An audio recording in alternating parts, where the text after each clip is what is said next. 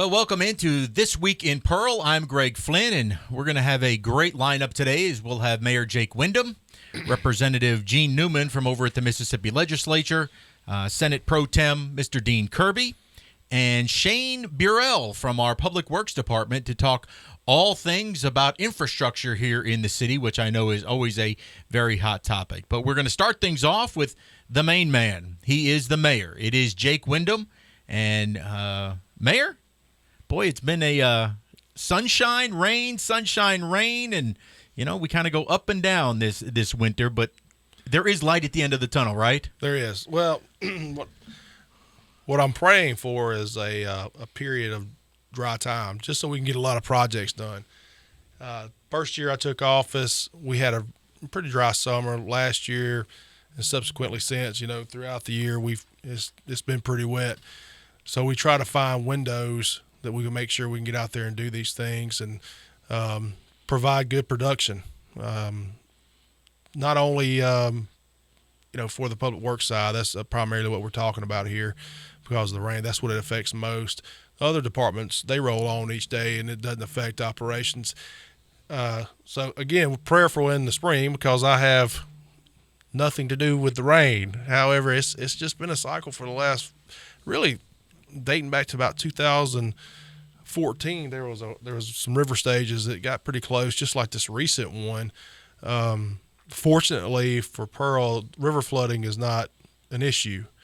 What we've provided for our sister cities around us, I mean, I reached out to Mayor Sullivan in Richland, also Mayor Gary Rhodes in Flowood, and also the Jackson Mayor Chokwe Lumumba, letting him know if Pearl could be of any service to them, that we would certainly try to help in any way because the river flooding was affecting them more so than us. North side of our city, little concerns as we went into Mangum Drive, but even in 1979 when we had a river at 43.3 feet, it didn't come into the city of Pearl. Also, that's the same on the south part of the city where Richland Creek runs through, right there at our city limits. So we monitor those areas. We were prepared to do the things that we needed to do. Once we saw that the river was not going to go as high as it did, we like I said, turned our focus to our sister cities. Now, some of the things that changed since 79 and 83 is there's more development.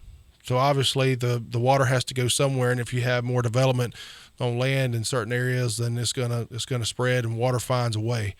Some of the things that I think about from water, I have a newfound respect for water as a mayor, and it's something that can cause a great issue, and I respect what God's creation is, and it really, at times, it really makes you feel how small you really are. I'm the creature, he's the creator, right? Yeah, absolutely. You know, one of the things I had to try to explain to people is they were asking, why is Pearl not flooding? We flood all the time when it rains heavy, and, the Pearl River is right next to us.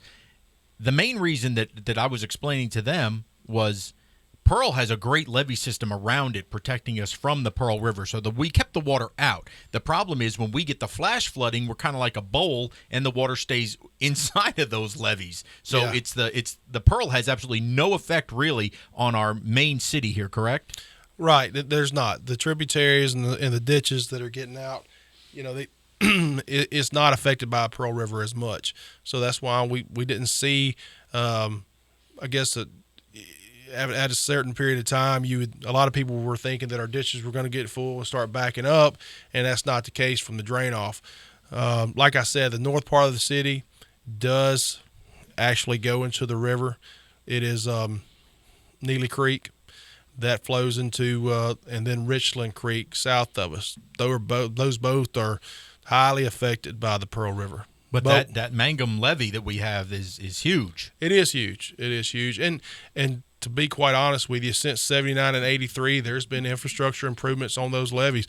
Gary Miller, the Public Works Director for Flowood, he's also the Director of Maintenance for the Hines Rankin Flood Levee Board, and he's been doing it for 35 years, so he knows that levee system like the back of his hand. It does a great job making sure the levees are intact and also making sure that the pumps are working at Richland and also off the fortification site. But we're hoping that we can get some funding from Washington in order to alleviate the threat of this with the One Lake project. That's a project that is going to provide a lot less damage for the future if we can get those dollars from the capital. You know, the initial estimates, I believe, from MEMA this morning were 450 homes suffered flood damage in Hinds and Madison counties. And, you know, it had been 40 years. And really, for the most part, nothing had been done over the last 40 years along the Pearl River as it enters Rankin County and goes down, obviously, through Hinds County. Is it the fact that it took something like this, do you believe, unfortunately, to get the project moving forward once again? Another 450 homes had to suffer? Yeah, I think so. Because here's the problem sometimes with human nature. The flood of '79 was 40 years ago. So people don't look at that as much as a threat, because as time passes, the element of something being a catastrophe like that, it wears off. And so usually things like this have to come to the forefront. Now, prior to this flood event, myself, Mayor Gary Rhodes, Mayor Pat Sullivan, Supervisor Graham, and also Mayor Chokwe Lumumba, we went to Washington this past summer requesting funds, met with the Corps of Engineers. Recently, we submitted a 4,000-page comprehensive study on why this One Lake project needs to happen. And this was primarily when I went and talked to our federal delegation up there, when I talked to Senator Wicker, when I talked to Cindy Hyde-Smith, also Congressman Guest, Congressman Thompson, and Congressman Plazo. When we were pitching, we were letting them know that, say, look, we know that this has occurred before. So it's not like this is a pie in the sky type situation. It's called total devastation. I think the estimated cost of the '79 flood was $500 to $700 million. So my reiteration to our delegation there in Washington was, think about the gross domestic product in the central Mississippi area, how devastating it would be for, I mean, even though Pearl has the levee system in place, but everything around us, our capital city, underwater, if we had another river like that, Flowwood, it would take a great hit economically. Also, down in Richland, it would be tough on our central Mississippi area. So those are the things, if you know that you can do something to get out in front of, I'm the type of person that don't let the blood be on your hands. Go ahead and take care of business. And something that I pointed out the other day when we had an emergency Rankin Hinds Flood Levee Board meeting was the fact that the people that have flood insurance, this flood insurance is backed financially by FEMA, correct? It is. It is all federal. So guess what? We have these reoccurring things of flood events.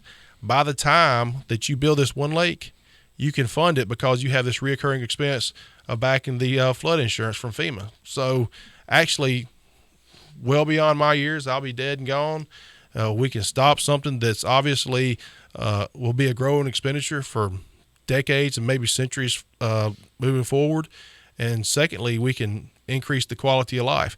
Now, the development for the One Lake project is secondary for me. I told, and the mayors know that I've discussed with them, and also the federal delegation understands that it's a flood control project more so than anything.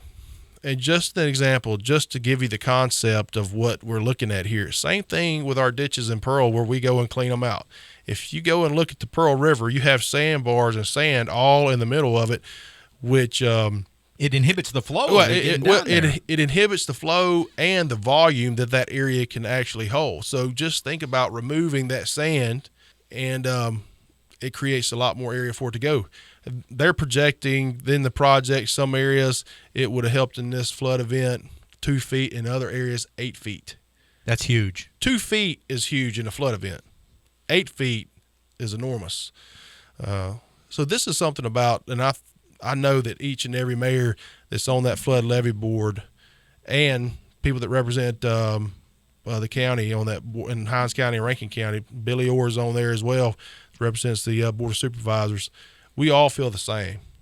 We've seen the objective facts. We know that this project will work.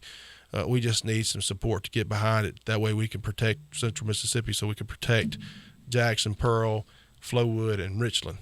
Well, the big question, I think, and maybe it's the misconceptions that you can address with this project is, the biggest opposition that you face, it seems, are from those downstream, Monticello, down in Columbia, Marion County, that they've been told that it will make the water go higher down there, which doesn't really make sense on its face because we're going to hold more water up here and slowly release it through a flood control.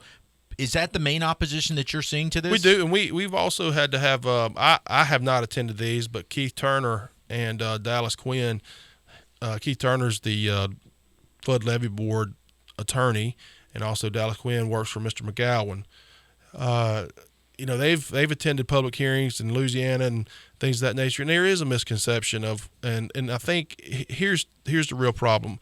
I really feel like that if we could get in front and display the facts, the H&H studies, the engineering studies that show the Corps of Engineers is behind this project now. Federal Wildlife is not opposing it at this point now. So there's some different components to this project that, number one, if we can educate and inform and realize we're not trying to do something downstream, it's not going to have the effects downstream. It's just not. And, of course, there's going to be people that argue that fact. But we have the data that supports it. And we're not going to really have that effect on the frogs and the turtles and the... Yeah, that's right. That's right. And so that's the part of having the Corps and also having U.S. Department of Wildlife that is not in opposition of it at this point. Those two main factors, big deal, and DEQ. Well, we certainly hope that it's a project that comes to fruition. Again, it won't necessarily, and this is what I love, it's not here to benefit Pearl, but you're on board with this project because it is something that will help the metro area, certainly Rankin County, but as the metro goes, so goes Pearl, and the more we can protect the metro, the better we do, right? Absolutely. I mean, it's goodwill. You see that something catastrophic can happen, and for me, it's like sitting on a bench and not doing anything about it. And that's just not how I operate. So yeah, I'm going to support people that are good things. I mean, you've heard me say time and time again that I want to make bad things good. Well, this is a bad thing. We have the opportunity. We see it in front of us. Now, it's an expensive project, more money than I can actually grasp. It's approximately $340 million. But again, think about the reoccurring cost each time people get flooded with flood insurance in these low-lying areas.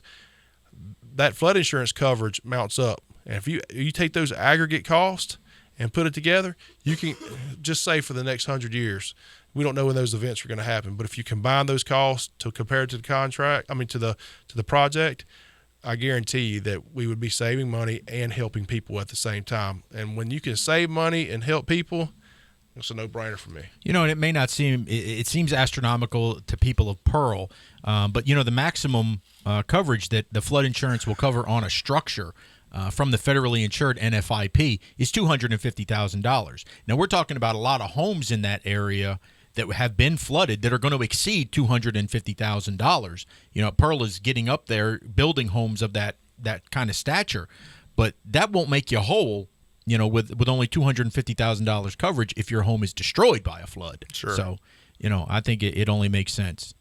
You always like to turn something bad into some kind of positive. It was a pretty rough week for Pearl. Last week we were in the news a lot, and I know that the public was talking about it a lot. We had the incident where a nurse and a security guard were killed over at Baptist Hospital. The suspect came over to Pearl and took his own life in one of our cemeteries. And then we had a horrible employee dispute at Wendy's restaurant on Pearson Road, in which a employee lost his life and another employee has been taken into custody. As a mayor, I know that it hurts you to see things like that happen in our city. It does. And, I think that some of the things that you experience when people are involved in emotions and in the first incident that you speak about is a domestic situation, your heart really goes out to the victims of that incident. It's just a very tragic event. I don't like for anything to happen in Pearl this bad. I mean, but we live in a fallen world and depravity is there, so we're going to see some of those things. However,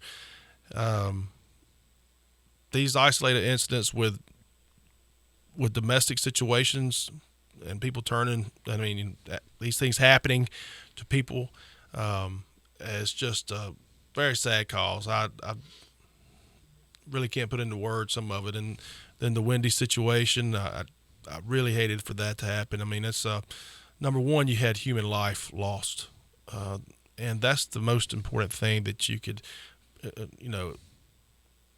I guess when you're thinking about these things, when you are thinking about these things, that's the highest standard on this earth is, for the human life to be lost. And I just, prayers go to that family, a situation that progressed and got worse. It's really uncalled for. It's really uncalled for. And it upsets me that something like that happens in our city. But in the meantime, we move forward. We make sure that we do the things, as far as a crime aspect of it, it's hard to police personal feelings in a moment of emotion like that. So we didn't have somebody assailing on our citizens here.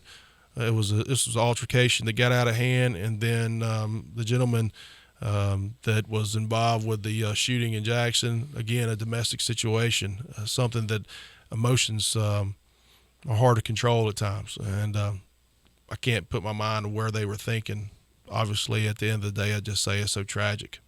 I think it's important to point out because there's been a lot of banter back and forth in our community and from out of our community that says, oh, well, you see Pearl's getting bad. They're having crime that's just as bad as Jackson, and, every crime is bad. But in this particular case, as you mentioned, it wasn't random acts. It wasn't somebody coming in to rob a Wendy's and then customers got shot or something in the commission of that kind of crime. Domestics are going to happen, and you just can't police a domestic, right? Yeah, I mean, and our officers responded quickly. I feel really good about what our stats look like as far as our police department is concerned. They do a really good job. Crime has not increased during my tenure. Matter of fact, we're taking some steps that we've seen a decrease. And we have some very competent people that take a lot of pride in taking care of this city. And this is not an onslaught of some type of crime wave that's coming into Pearl.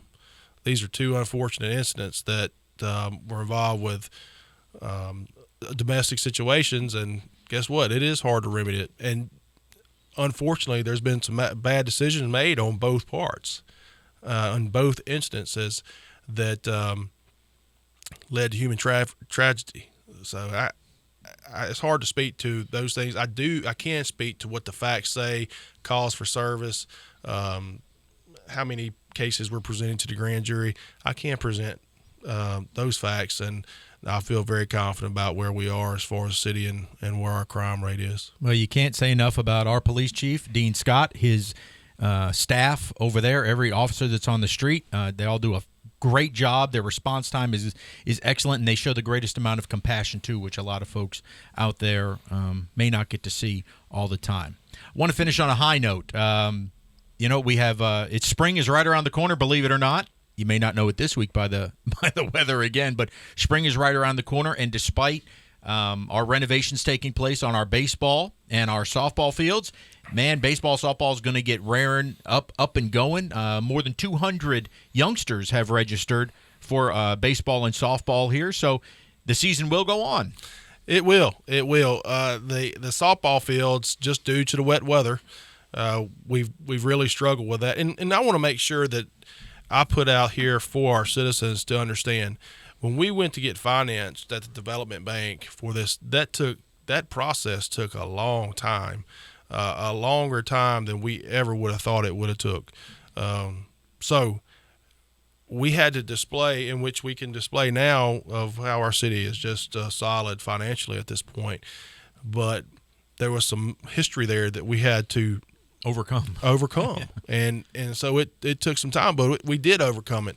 Working with our financial consultant, Nick Shore, with the governmental consultants, and also our attorneys on that, Spence Flatguard, and we were able to get the things done that needed to get done. So, however, this time going to the fall and then coming into the spring, you didn't see that much progress, but you will this upcoming year. Please pray for a less amount of rain, so we can get some of these things done. So I'm very excited about this upcoming year. We've worked really hard these past couple of years to try to get ourselves in a position to be able to roll out these projects for our citizens and make sure that we're doing the things that need to be done. I've talked about this recently, and I don't want to beat a dead horse, but the public works side of things on infrastructure rolling out, Parks and Rec rolling out. We've already got the financial stability there. These are the things that I told the citizens that I was going to take care of business on, and I'm doing it. Now, if they'll bear with me about this weather, we'll have a very good spring, and we'll have a whole lot to talk about. It's hard to work in sludge. That's if you drive by, you can see the progress that's being made over at the softball fields off of Center City Drive, and then as you go on up, you can see that the baseball fields, it's all set to go. It's just a bunch of mud and everything else, and they just have to wait for it to dry up. But hats off to our Parks and Rec director, Scooter Myers, Holly Harrelson, Perry Lowry, who are working their tails off to make sure that baseball and softball will go off in the city, and they're getting creative. We're going to play other cities. We've been talking to Brandon, talking to Richland to make sure that, maybe this is a good thing going forward anyway, that we're going to get to play other cities with our youth baseball and softball and not just ourselves all the time. Yeah, I think when I was a kid, we did play other cities. Football, baseball, we played other surrounding cities, and it made it much more competitive for you. You had some, not, I would say bragging rights, but it still made things interesting. You were seeing different opponents. You were not seeing your classmates every day. So it presented itself a challenge. And Scooter and Holly and Perry are doing a great job at Parks and Rec. And here's the thing that I know about those three people. They really love kids. They really care about where our kids need to be as far as our facilities. And in the future, we're going to be doing more things with coaching clinics and player clinics, things like that. Those are the things that we want to provide. Athletics is not the end-all and be-all to everything. However, it's just a very fun time for a child. Some of the greatest years in my life were when I played recreational sports right here in Pearl. I played football, baseball, and believe it or not, I was a soccer player too at one time. You might not believe that. But that's too much running. Yeah, that's too much running. But it was a lot. We had a great time, and I have a lot of great memories.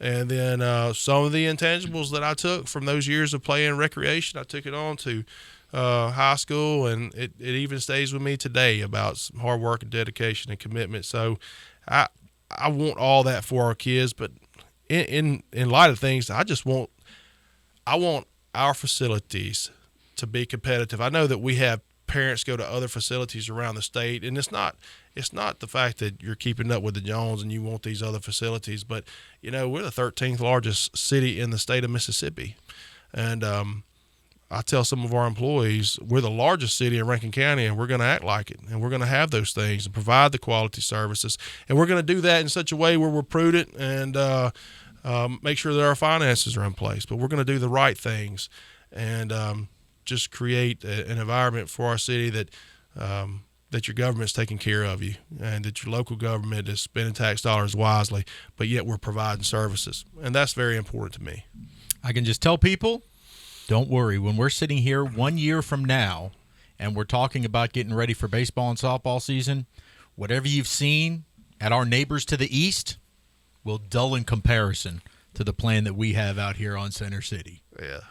It's going to be really nice. The shade structures and how we're doing things and how it's being designed, there's been a lot of thought, a lot of man hours put in it, and it's going to be something that our folks are going to be very proud of. And that's what tickles me to death. I know that when our citizens go out there and in the future when they see it, that's what fills me up. I don't do this job because of notoriety. I do it because I've lived here all my life, and I love Pearl, and I want to see Pearl do well, and I want our citizens to be proud, and I'm going to continue to do the things to make them proud. Well, you are absolutely doing that, keeping every promise. You just got to hang with us. Hang tight. It's all going to get done. Yes. It's all going to get done. This man, he doesn't like patience is not one of his virtues. He likes to get it done. Well, Mayor, thank you so much for coming in. Yeah, thank you, Greg, for having me. Look forward to doing it in the future, keeping everybody updated. Absolutely. Well, when we come back, we're going to check in over on the Hill and see what's going on at the state legislature as Senator Dean Kirby, the pro tem of the Senate, will join us. Stay right there. This Week in Pearl continues right after this.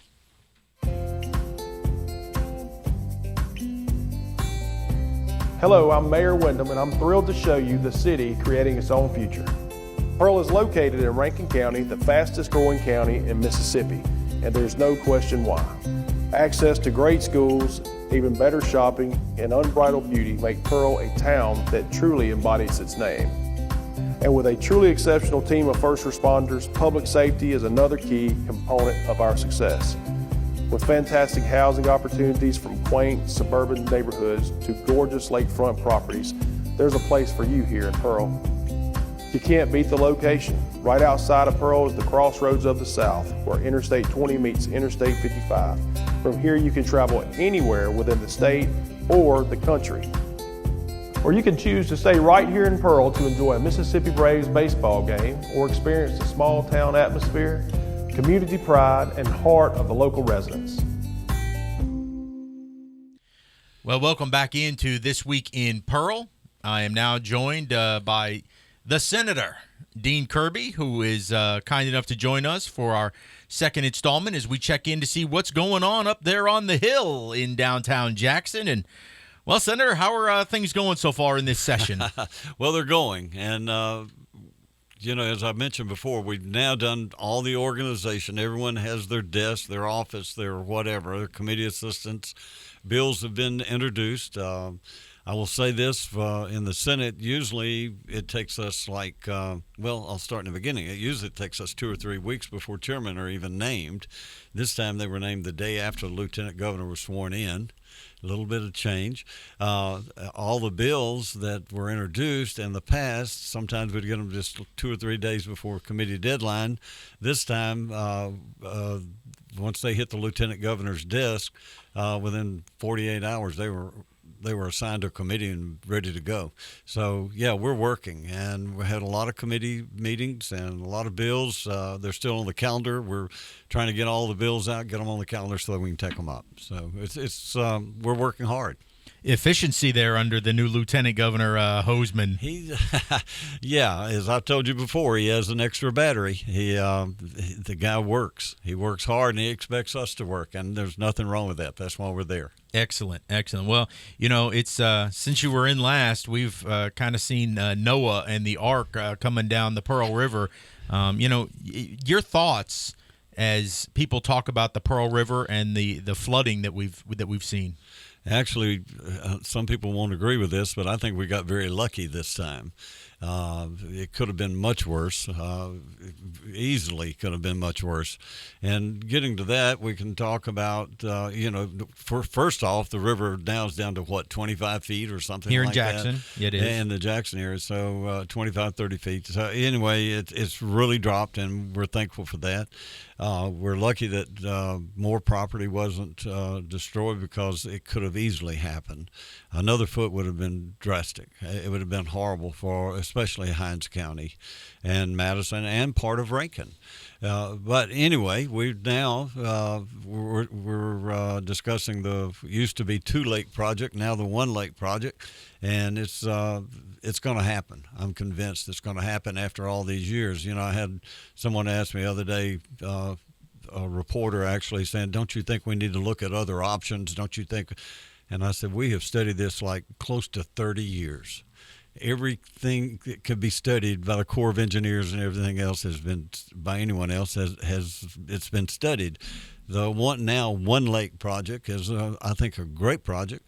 I think that one actually will be for flood control, where the reservoir was not built. It was built for recreation. It was not built for flood control. So even though it has been very nice to us as far as flood control, those of us that grew up here can tell you, we remember the days in Pearl when where Kroger's is now, as an example, and all of the Firestone, although there used to be some homes out there, and I remember when kids would actually get in their boat and paddle out to the Highway 80 to get on a school bus. It built a reservoir, that stopped. So the reservoir has unintentionally been a great flood control project for us.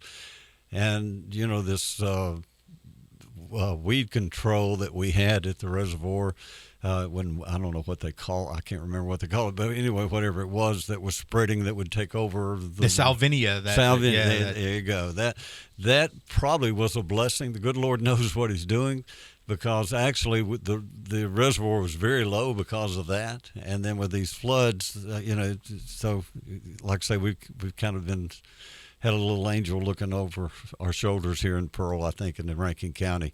But I think what people were really looking towards is, 79 Easter flood, the highest ever on record. Yes. Then we had, 82 and 83. You had another back-to-back big floods, and then very fortunate that you haven't seen a flood of record until 2020. That's when the question became, well, what have they been doing for 40 years? Well, I think you addressed it a moment ago that they have been studying it. And they first had the 2-lake project, and okay, that didn't go anywhere. Then the 1 lake, so we're trying to appease everybody. So, yes, all the plans have been done over 40 years. It's just that nobody's been able to get on the same page to get it done. Yeah, and of course part of that is with people in South Mississippi thinking the 2-lake or 1-lake project would cause flooding in their area, get it out of ours and put it there. That's absolutely not true. And the Corps of Engineers, after all these studies for all these years, have proven now that it will not cause additional flooding further down. And I think that's the concern you hear out of folks that are living in Monticello, where they're still seeing the high water because as the cresting is moving down. But their big argument, it's been sold to them downstream, and I don't really understand where it's coming from, is that this is all economic development that's going to help mostly Rankin County and Hinds County. I think that may be a secondary, certainly anytime you have a waterway.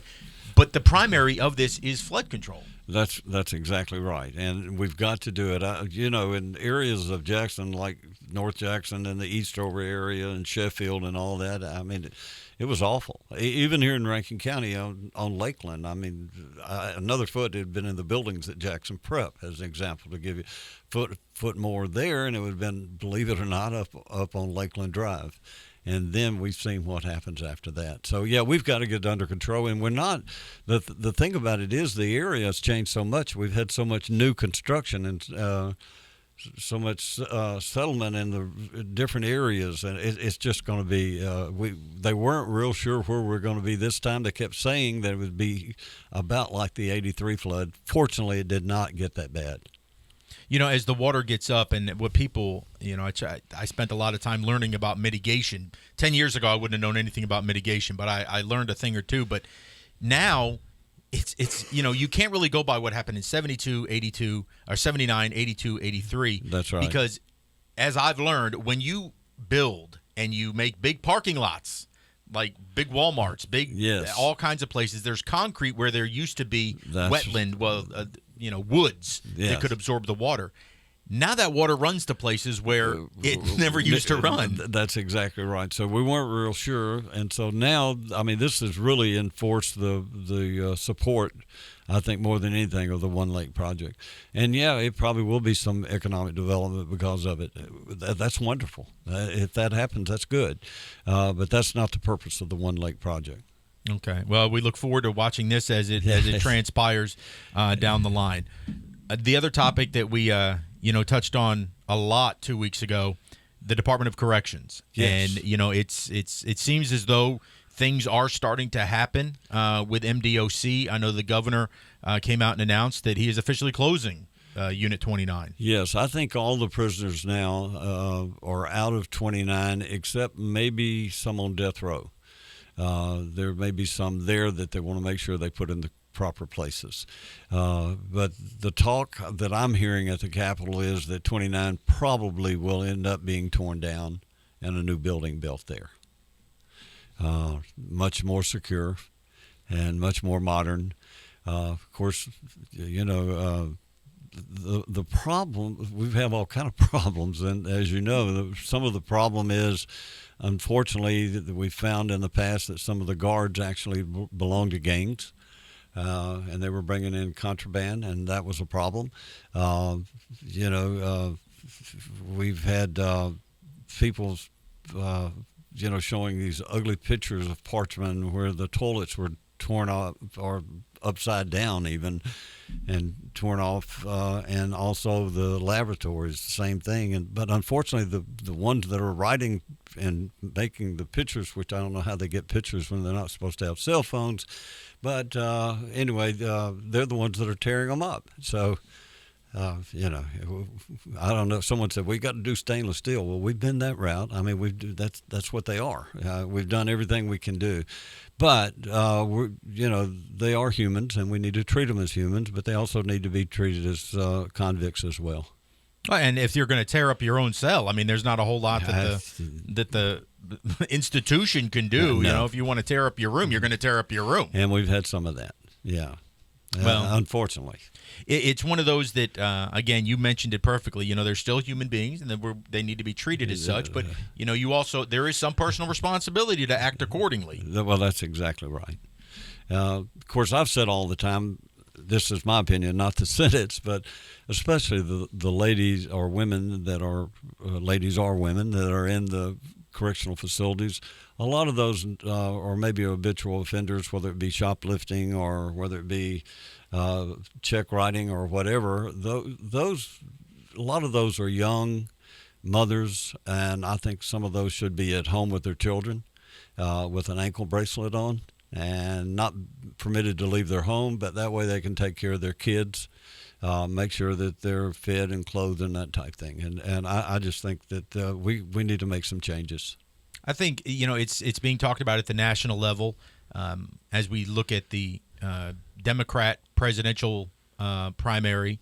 That prison reform, justice reform is being looked at, and I think it's only a matter of time, certainly, where we lead the way in bringing it here to the state. Yes, and we're waiting to see, who the permanent commissioner is going to be. The one that's there now, I understand, is doing a very good job, but I don't think he wants the job, to be honest with you. I think he's doing it to help the state. So we're going to see a lot of changes in the next 4 years, that's for sure. That is one of those jobs that it's like, it's a very important job, but you always ask the person who takes it, why in the world do you want it? Yeah, it's a tough job, and I think you have to be a special person, actually, to take it. I bet he's had second thoughts a lot of times. All right, so we've got about 2 months left in the session. So we do. It'll really speed up now. I mean, starting this week, actually, you're going to see a lot of bills come out of committees. There's going to be a lot of debate. It's going to be, some harsh debate on some issues. But it's going to be, that's why we're there. And everyone, represents a different area. When I first got into the Senate, being a businessman, not an attorney, you take things almost personally as in business, where you don't as an attorney. Attorneys can debate each other and then go eat lunch. And businessman, someone says something they don't like, they're ready to fight, type deal. So anyway, but I used to get really upset when someone would vote for something that I just totally disagreed with and thought, there's no way that he should have voted that way. And then after you talk to him, you find out their constituents feel that way. And that's why we're there, is to represent our constituents. And I think, those guys that make strong stands on things for their constituents, I respect them now. So I guess that just comes with time of being there.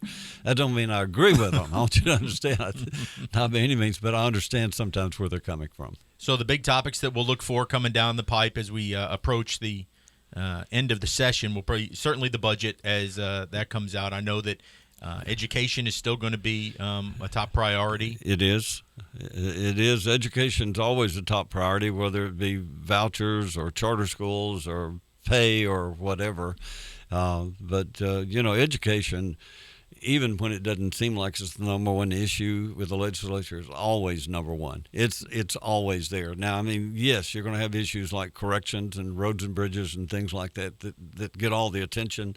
But I can tell you, with the legislators themselves, I can tell you education's always number one. It's going to continue to be. I heard where Las Vegas schools were failing school districts on TV, and they had 500,000 students in their school district. And I thought, gosh, I'm glad we don't have anything. 500,000. Over 500,000. I get children. What do we about 5,000 total here, and it seems like it's a daunting task here in the city. 20,000 plus school. I think the largest might be DeSoto County, close to 30,000. We have close to that, 20-something thousand in Rankin. But I can imagine 500,000. Yeah, I believe in consolidation. I believe in mergers and all those things when it's better for the children. But when you get that large, well, obviously it's not working for them. No, somebody's going to get left they're behind. failing. They moved up. They said this year to a D plus. Well, so they're improving. They said that's what their superintendent said. They were improving. Baby steps. Yeah. Teach them blackjack out there. They probably do. How to deal blackjack. Well, Senator, you're a testament, and so proud of what you're doing there. Thank you. It's been a real challenge as being the pro tem. It's something where I was used to dealing with lobbyists and dealing with constituents a lot more than I do now. Now it's more in the organizational part, helping the other senators with their language on their bills, and and making sure that things run properly. And how we always give a freshman the first time they go to the podium, we just really give them a hard time. We may ask them anything. We may ask them the price of gas in their hometown when they're dealing with education. Last week was my first time as pro tem. Last Friday. As pro tem to preside over the Senate full time, and they had fun with me, and I enjoyed every second of it. I don't mind telling you. Well, you're getting that freshman treatment as the pro tem. Coming up next, when we talk to Representative Gene Newman, he was a freshman that had to take his first time up at the House floor. So but hey. Gene Newman's a big boy. I can tell you, he can take care of himself, and he did. What I understand, he did very well. So yeah, we're really excited. All of us in Rankin County are excited to have Gene. He's just wonderful. He's doing a great job. Had big shoes to fill with Ray Rogers, and he's filling those shoes. He actually has a bigger shoe. Well, he may. I don't know if it's been as many steps as Ray. No. Well, Senator, thank you so much for coming in. Keep up the good fight there on the Hill for us. Well, thank you. I always enjoy coming here and want to do everything I can to help Pearl and Rankin County. Thank you so much for the opportunity to be here. Excellent. That is Senator Dean Kirby. He is the pro tem of the Senate. When we come back, we'll check in on the other chamber and bring in freshman Representative Gene Newman, who he had a high time last week on the floor of the House of Representatives. Stay right there. This Week in Pearl continues right after this.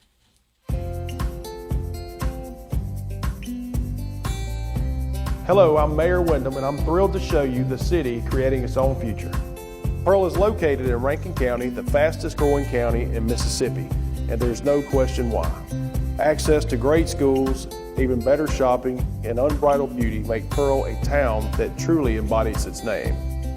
And with a truly exceptional team of first responders, public safety is another key component of our success.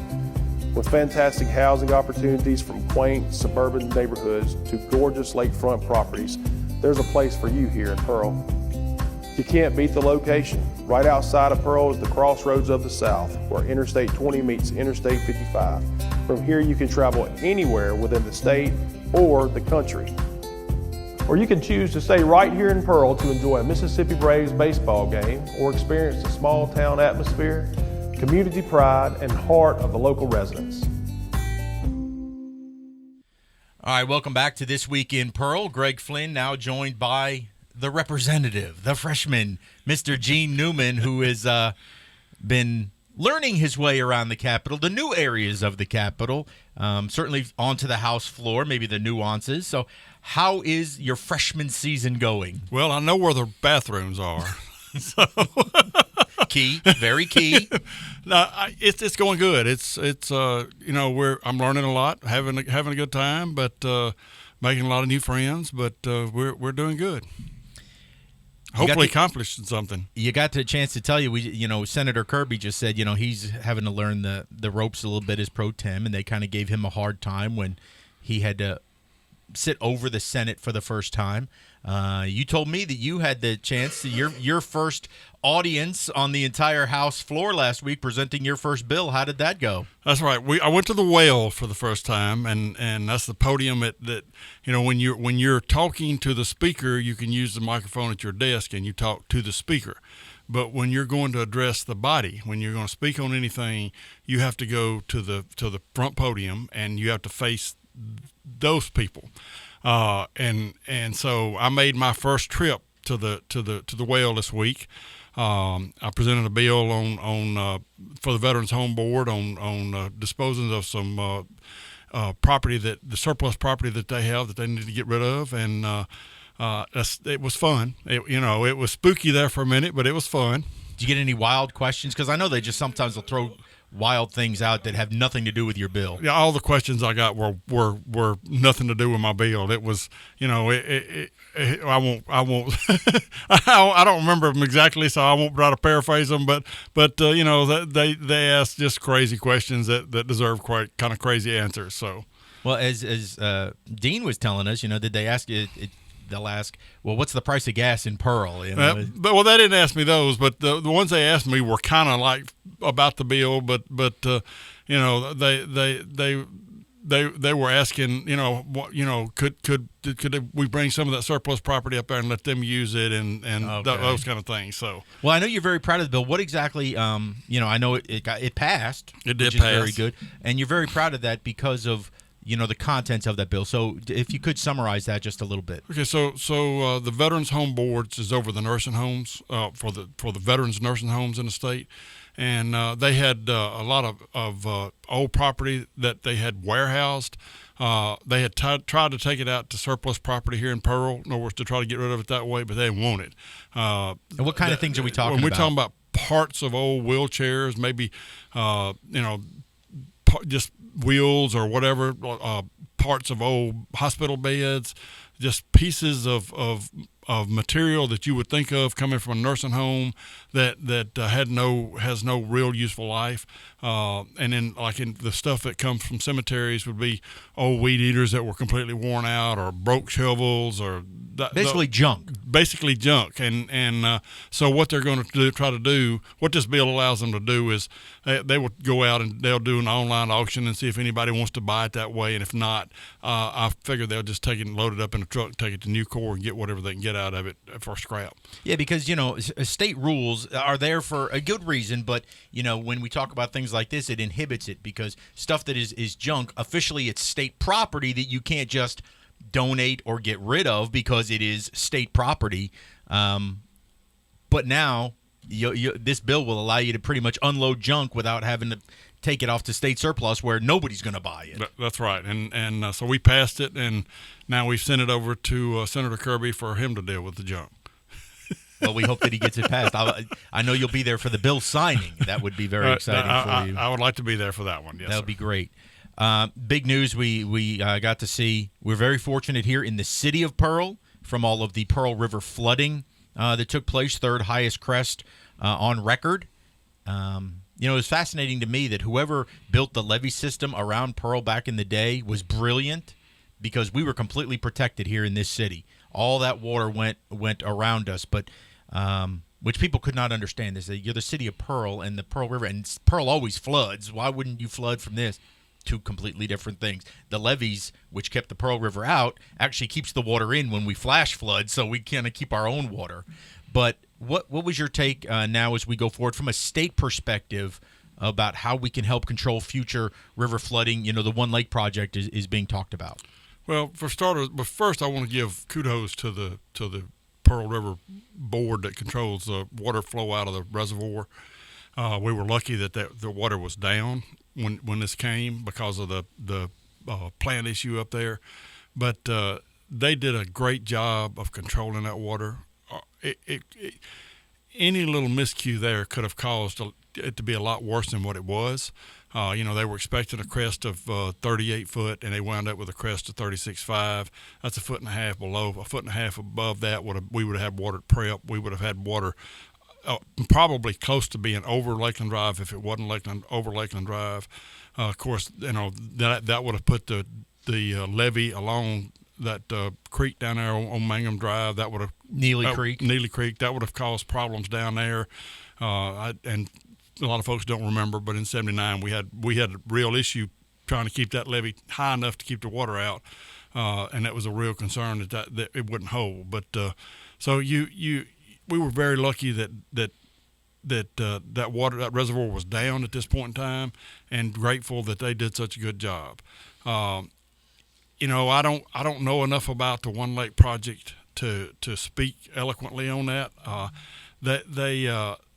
But I do know that the Army Corps of Engineers, and I have a trust of the Army Corps of Engineers that a lot of people don't seem to have, but I believe they do know what they're doing in controlling water flow, and they have a good understanding of what it's going to take to solve some of the flooding, not just in Jackson and Hinds County and Rankin County, but downstream too. And the objective is not just to control it here, but to control it downriver, north, Monticello, Columbia, and all down through there.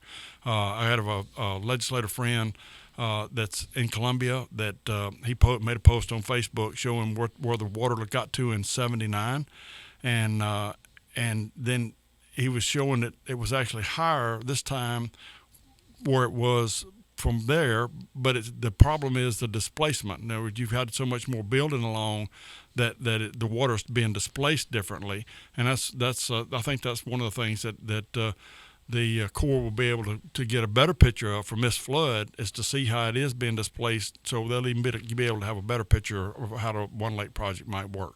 Well, and that's the wonderful thing. We love to see economic development, and this state has come a long way all along the river since 1979, since 82, since 83.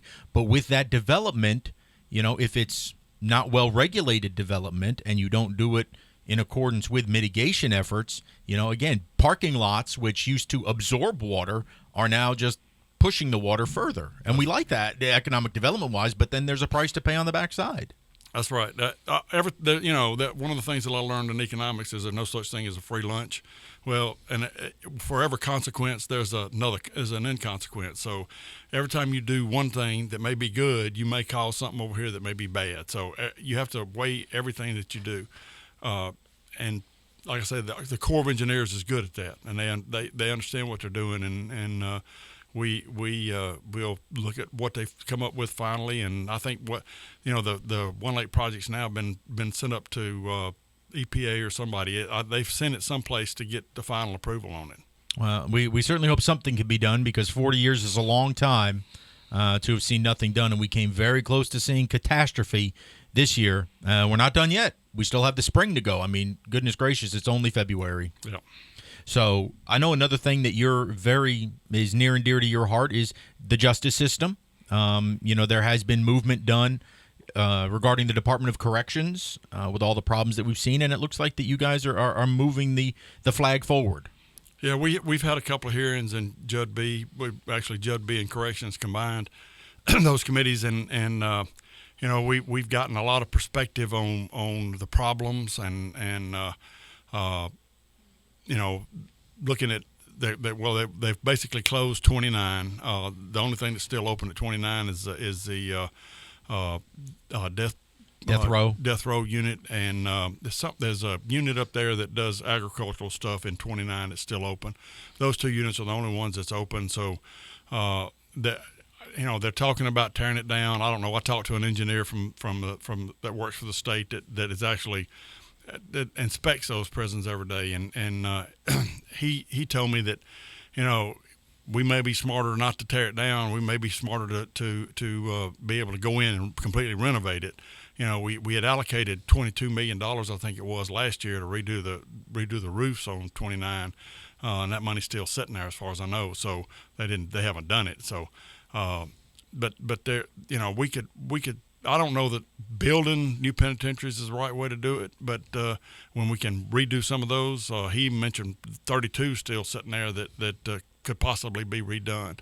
But I also know that there's an issue getting enough guards in Parchman. It's just not a large workforce up there. So, I still tend to think that regional facilities would be smarter, but now we're talking about spending money. Yeah, which nobody likes to do. No. Certainly not at the state legislature level. No. Is there anything kind of cooking in the House in regards to criminal justice reform? Any changes coming down that's even being talked about? Because we're hearing all about it in the Democrat, the presidential primaries. Well, that was one of the things. Some of the things that was brought up in the hearings that that they are doing some things to it's smart things like somebody who's terminally ill and why are we keeping him in jail to pay for his medical bills? Why not release him back to his family and let him I guess die at home is the right way to say it, but there's ways that we could parole some of those people and take care of those issues. Other problems that we disparage at sentencing. In other words, you go in Hinds County, you get no time for burglary. In Rankin County, you get 30 years. Sure. So to look at some of that, and I don't know what the right answer is because I think my judges in Rankin County are smart enough to know what to sentence somebody. Absolutely. So, that's the one thing I do believe. But we do need to take a look at how we're doing that and how that's working across the state. And I know it's going to be a Pandora's box when it happens this session. We know that it's coming, as many other states around us have passed legislation about the decriminalization of certain drugs, even with marijuana, which would certainly, if that were to happen, you're going to see less people in jail just because a lot of the people in jail are there because of drug crimes. Let me correct something there. Okay. Everybody always talks about, well, he's in jail, he's a first-time offender on a drug charge. Well, the issue is, he gets busted out here for breaking into 60 cars in Pearl and Brandon and breaking into 12 houses and a drug charge. To support that habit. To support the habit that he's doing. But when he gets convicted, they only convict him of the drug charge because you got prosecutors and judges that are real people, and they see this all the time, and they feel like, well, if I convict him, if we put him under all these convictions, his life's ruined. So if we just give him the drug charge, maybe he can work out of it, get his life straightened out, maybe even get that taken off his record at some point in time. So they do that to try to help those folks, but that doesn't mean that they didn't deserve to be in jail. Don't take the fact that he's just convicted of one drug charge as that the way it was, because it's never just one charge. It's the accumulation of everything they've done. No, I think that's an excellent point, and that is, that's already a rehabilitative type thing because they just want to see if he can get into rehab, get off the habit, and then that hopefully will lead to not breaking into stealing property of other people when he gets out. Exactly. Well, that's I don't know where that is going to go. This the marijuana bill is going to be it's going to be, I think, a good battle coming down the line that is going to have support on both sides. Yeah, my issue with it, number one, is a constitutional amendment. I think it's wrong to put that into the Constitution, but it's going to be there. So I think the legislature will come out with a different bill so that the way this thing's written is it's the California model for medical marijuana, and so you can just go down to your drug dispensary and pick up your drugs, and you can have enough for if I remember correctly, you can have enough to have 405 joints a week. Which I don't.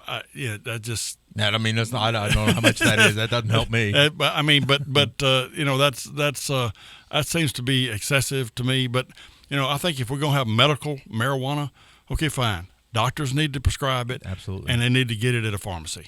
And if we do that, then I'd say that's we're at least legitimate.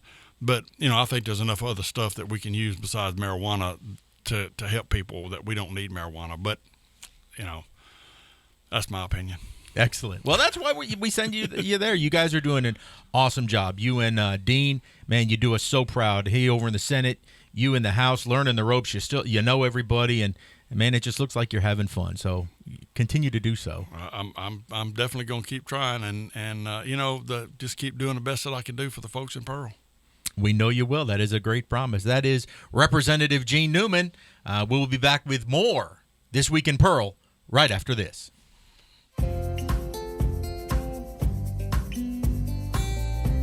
Hello, I'm Mayor Wyndham, and I'm thrilled to show you the city creating its own future. Pearl is located in Rankin County, the fastest growing county in Mississippi, and there's no question why. Access to great schools, even better shopping, and unbridled beauty make Pearl a town that truly embodies its name. And with a truly exceptional team of first responders, public safety is another key component of our success.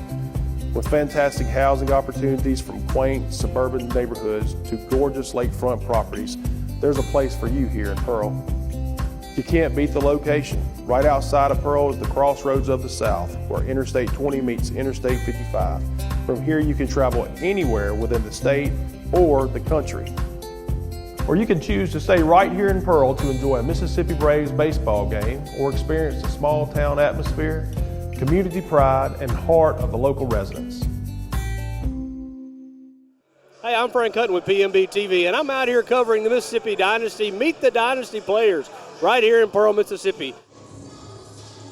Tell me a little bit about the history of Mississippi Dynasty and how you started this. Well, the Mississippi Dynasty, they started with flag football, and some of the guys were playing flag, and they just asked me, did I want to coach amateur football? And I was like, not really, but once we got started, we won our first championship with the Mississippi Raiders, and then we started the Mississippi Dynasty in 2015. And we represented Mississippi fairly well so far. Now, tell me something about this league. This league started where? Where did this league start? This league actually started a guy named Bernard Hunt. He got hurt playing football, his collegiate football. His career was over. So he started this league for this reason, to give guys something to do. Once the schools, you get hurt at school, they have to go on to the next person. So that's what this league has started, the APDFL. Some guys, look to move on. Some guys just look to have fun and represent the state of Mississippi while we do it. Fantastic, Mike. Thank you for spending a little bit of time with me. I appreciate it. Yes, sir. I appreciate you. If you want to follow the Mississippi Dynasty, make sure to go to their Facebook page, Mississippi Dynasty on Facebook, where you can see the schedule. Their first game is being played next Saturday at Pearl High School, and then the rest of them are played at Shepherd Field behind City Hall. Of course, they are on the road half the time they're back here. So check that out from Facebook. You can see where they play, and follow the Mississippi Dynasty. It's a team right here in Mississippi that makes us proud. Again, I'm Frank Hutton for PMB TV.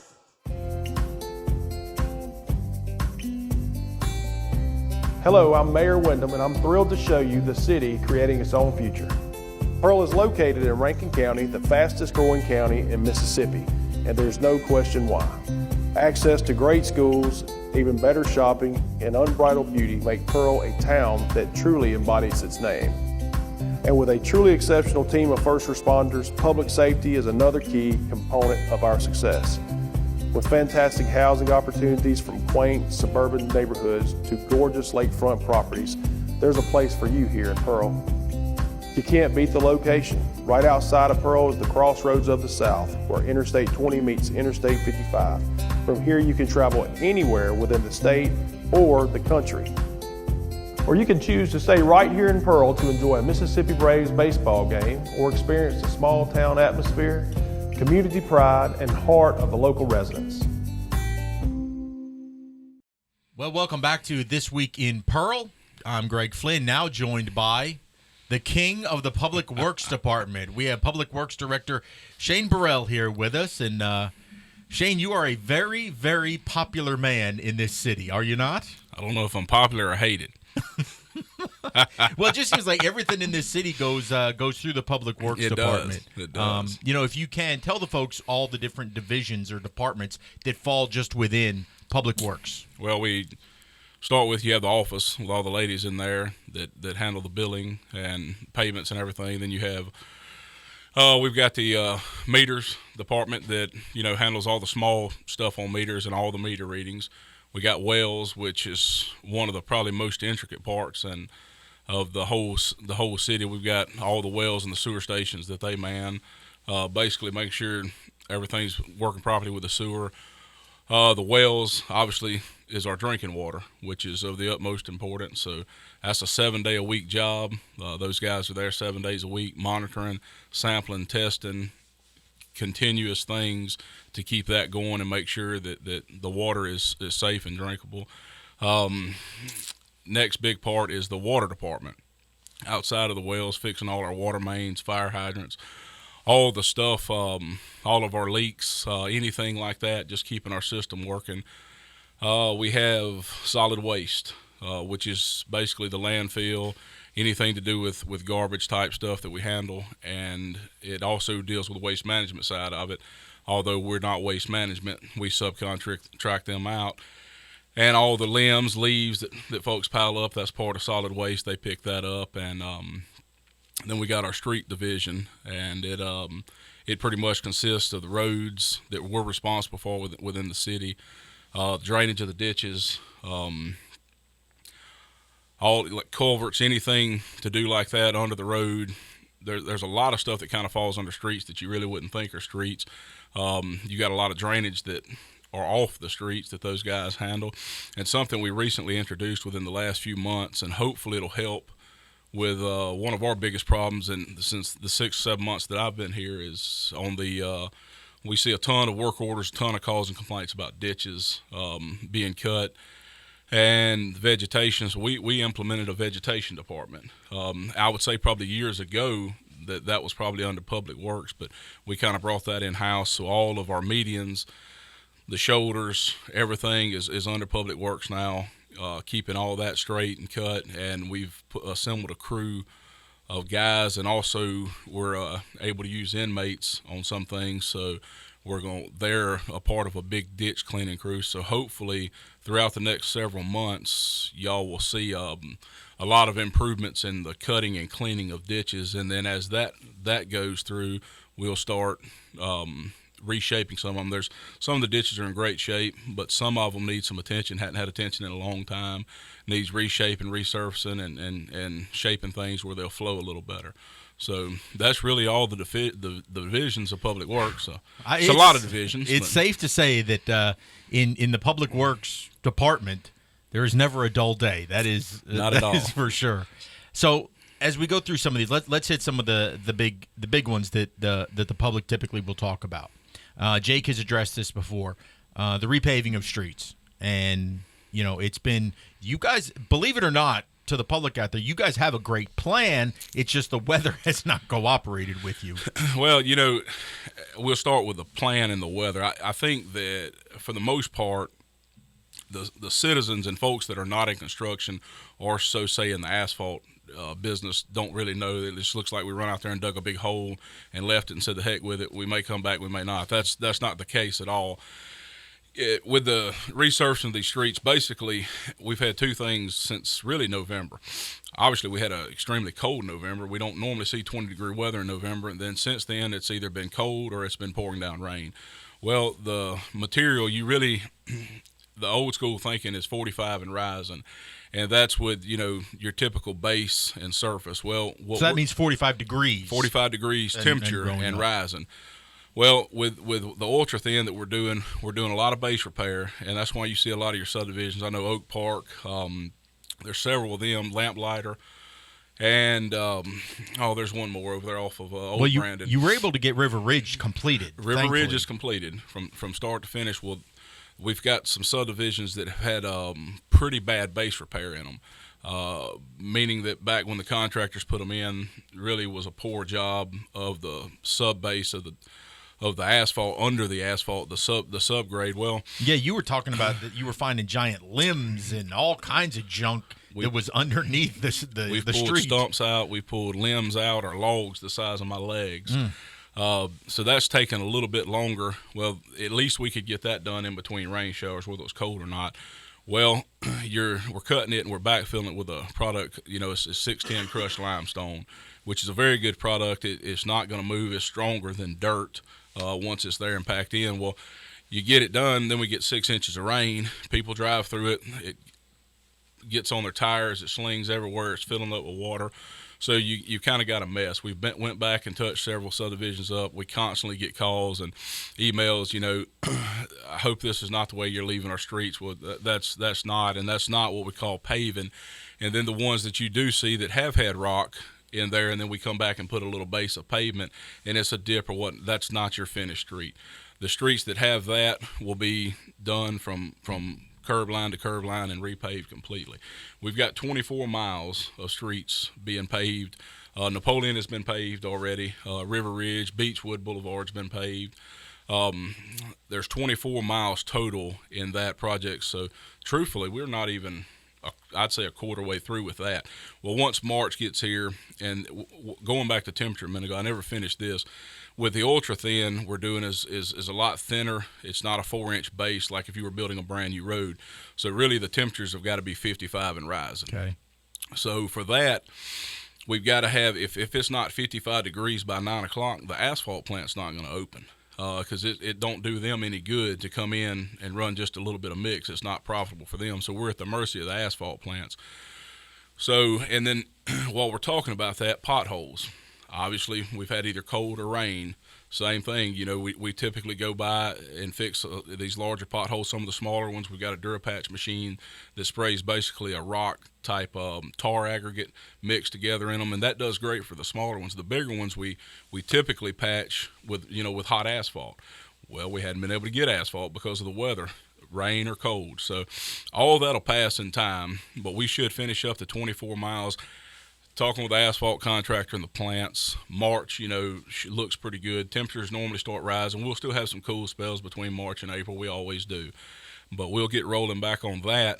And in the meantime, the mayor, myself, the board, we've all kind of got together, talked. Board approved that we've got another 20-plus miles that they approved the previous board meeting, I believe, Greg, that we're going to go on and put in motion. That way, while we're here, we're hot, we've got the asphalt contractor here, we're going to roll through and finish the first 24 we started back in really October, roll through them and go right into the next 20. That way we don't get stuck into the fall winter pattern again.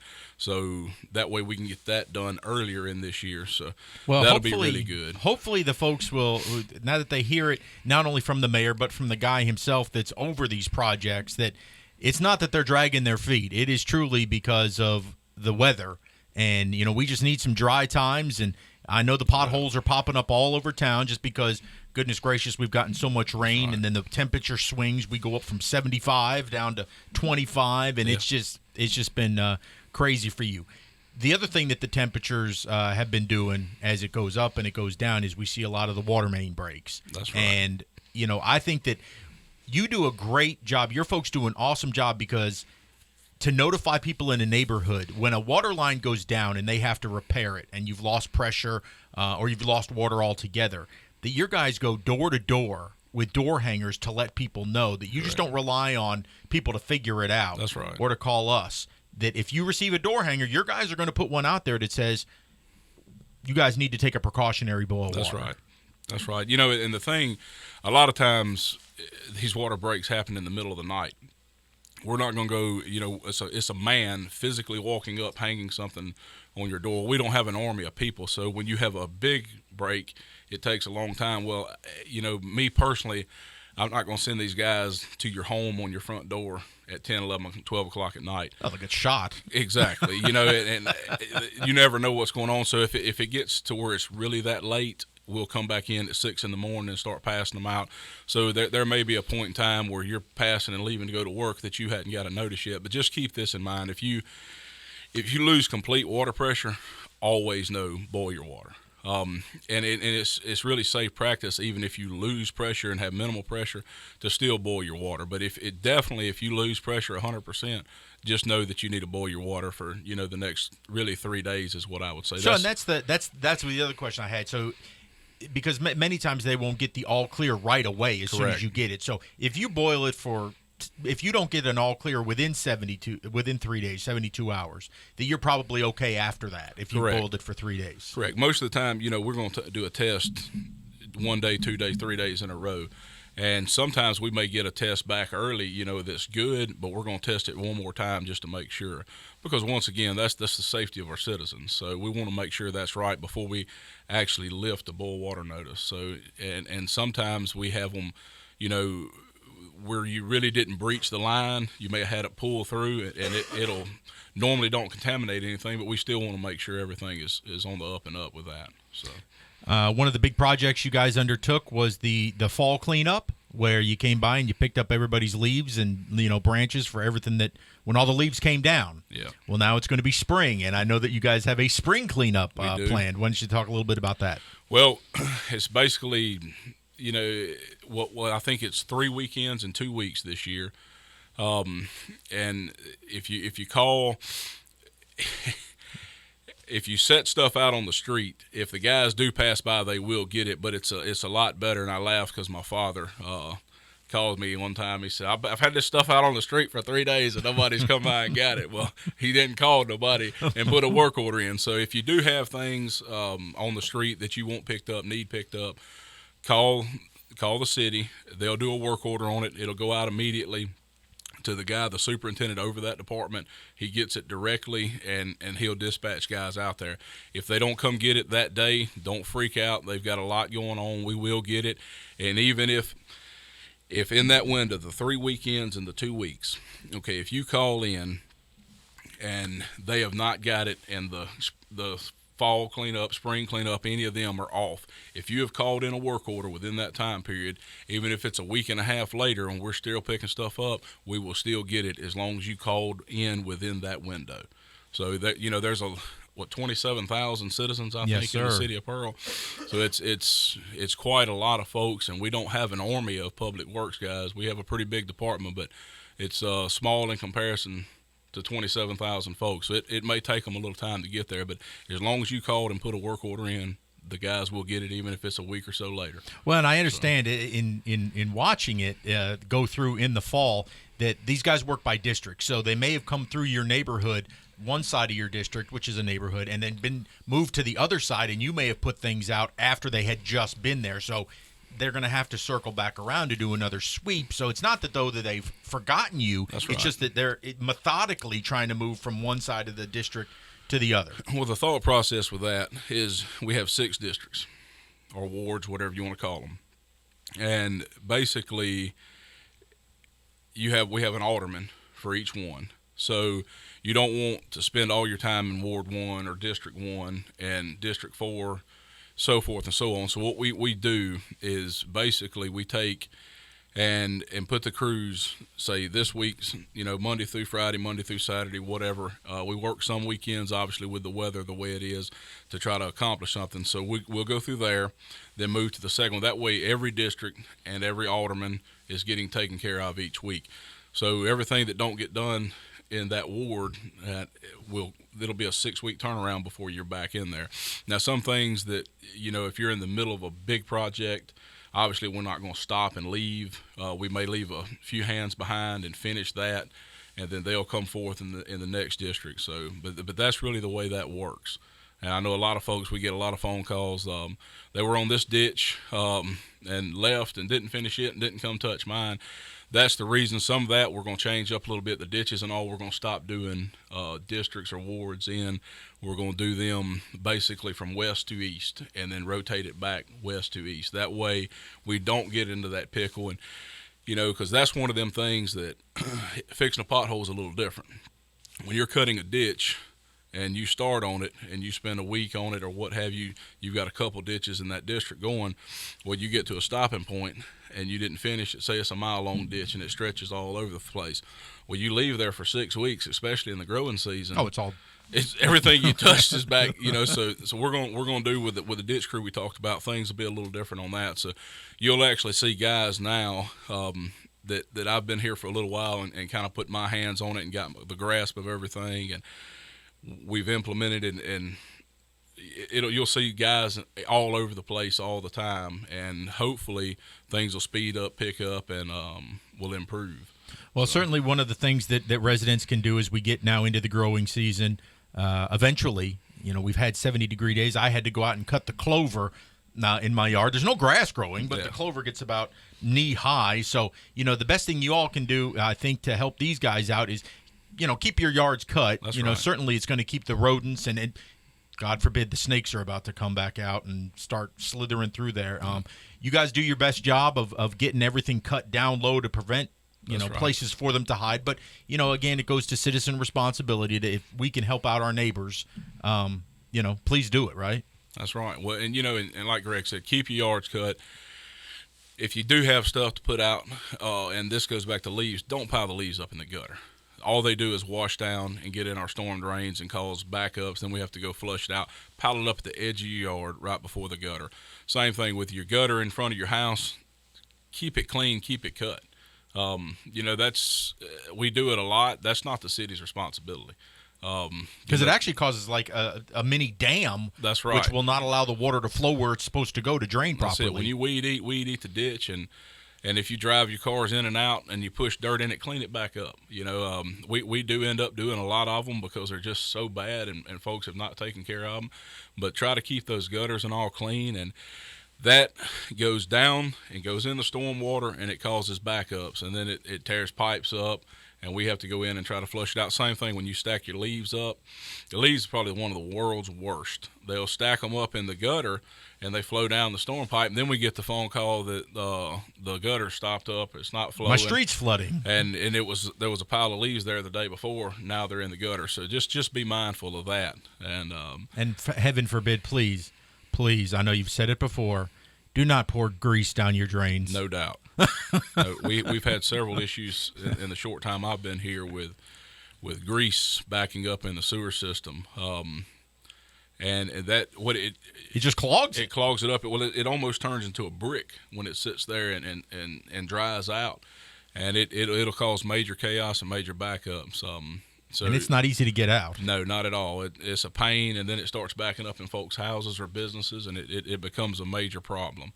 So and it's really nothing that the city did wrong. I mean, you guys have to go through, but again, that goes back to personal responsibility. Please don't pour grease, because even no matter how hot your water is running in your sink when you're washing it down, guess what? When it goes through the system, it's going to get cool and it's going to harden. It's not melting that grease, I can assure you.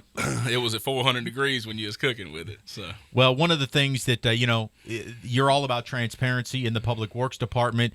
Please, to all the residents, I know that you would like to reiterate this. If you have a problem, please call the office. Call Public Works, because they will take care of it.